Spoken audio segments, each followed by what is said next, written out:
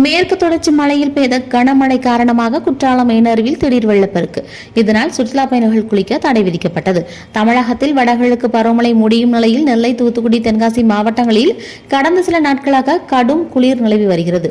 இதற்கிடையே கிழக்கு திசை காற்றின் வேக மாறுபாடு காரணமாக இந்த 3 மாவட்டங்களிலும் ஓரிரு இடங்களில் கனமழை பெய்யும் என்று வானிலை ஆய்வு மையம் எச்சரிக்கை விடுத்தது. அதன்படி முன்தினம் நெல்லை, தூத்துக்குடியில் பரவலாக சாரல் மழை பெய்தது. தென்காசியில் வானம் மேகமூட்டத்துடன் காணப்பட்டது. இரவிலும் குளிர் இருந்தது. தென்காசி மாவட்டத்தில் பல்வேறு பகுதியில் காலை முதலே தொடர்ந்து பரவலாக மழை பெய்தது.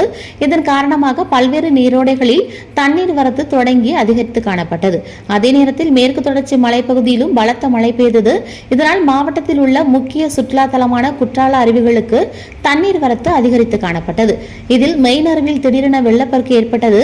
பாதுகாப்பு வளைவை தாண்டி தண்ணீர் விழுந்தது. பாதுகாப்பு கருதி முன்னெச்சரிக்கை நடவடிக்கையாக மெயின் அருவியில் சுற்றுலா பயணிகள், ஐயப்ப பக்தர்கள் குளிக்க தடை விதிக்கப்பட்டது. எனினும் ஐந்தருவி, புலியருவி, சிற்றருவியில் தண்ணீர் கொட்டியது. அங்கு எந்தவிதமான தடையும் விதிக்கப்படாததால் சுற்றுலா பயணிகள், ஐயப்ப பக்தர்கள் குளித்து மகிழ்ந்தனர்.